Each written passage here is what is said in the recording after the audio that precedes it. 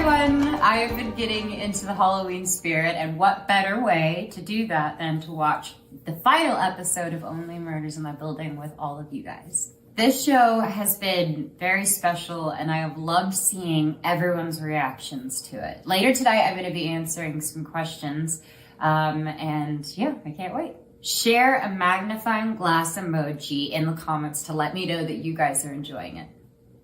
Okay? Different. Well, I hate to leave it there, but I really want to answer some of your questions. Definitely check out the rest of the finale streaming now on Hulu. Okay, let's get started. Where does Mabel shop? Did you get to keep any of her wardrobe? I got to keep a few of her boots. She had the coolest selection of boots. Kind of vintage, and I guess Dana really just created this like really cool palette where it was kind of girly but a little bit on the edgy side. I don't know, she was really fun. I loved all of her clothes. I would have kept all of them if I could have. But yeah. How often did you break character during scenes with Steve and Martin? All the time, especially when I was delirious. So we had spent all day, like 12 hours shooting, but there's never a dull moment. They're constantly making not just me laugh, but the entire set. And it's just, it's such a joy to go and spend, my work days with them.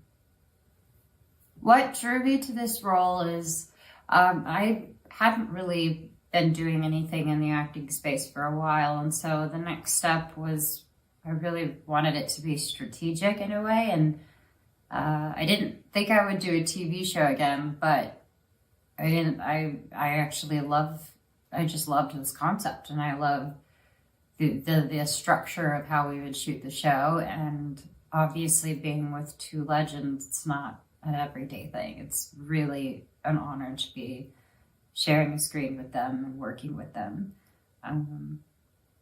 But yeah, I was just excited. Plus, I'm kind of like Mabel, and Mabel's a little bit like the character I would play on my show when I was like 14. I don't know, kind of her. It's weird. Do you listen to any podcasts? I've only listened to a few. I gotta be honest, I'm not that big on them. Not for any particular reason other than just I don't know, maybe not my thing, but it is on the show. And so I've had to listen to a few to prepare, and I've just seen all kinds of different murder podcasts, or heard. Apologies. Did Steve and Marty give you any advice? I can't really say anything specific.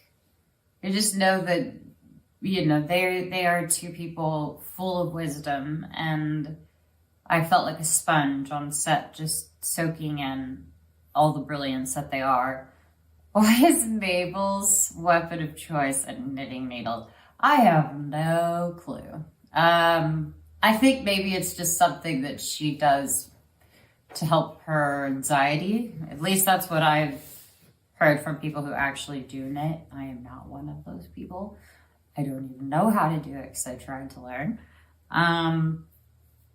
I think it was just maybe something she does in her pastime, and that was something that calmed her down.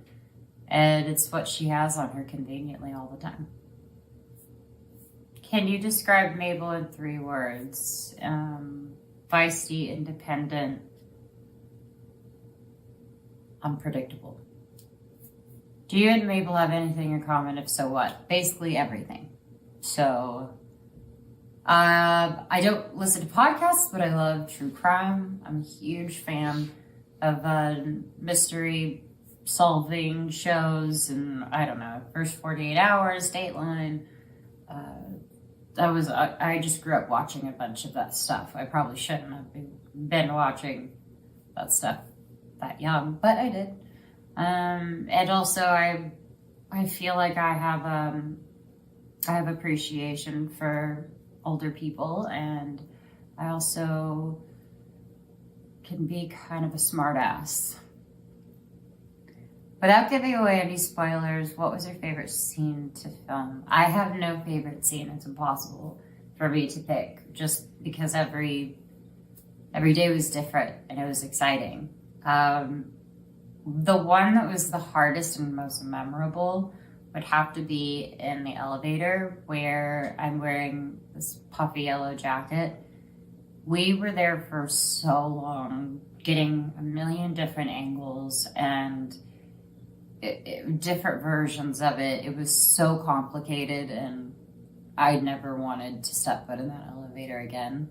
I'm actually not looking forward to those elevators for season 2, but I will be grateful that I'm there. Did you have any input on the development of Mabel's character? What was really wonderful about this experience was that I felt like I got to grow with the character. So I was learning Mabel just as much as everyone else. And it was great because it was getting validated by the people around me. And I wanted to compliment, like I said before, I wanted to compliment and be on my best, behavior, being with the people that I was working with. And then for season 2, I definitely have a lot more control over every aspect. Definitely hair, wardrobe, things Mabel would say, things she wouldn't say, new characters. Yeah.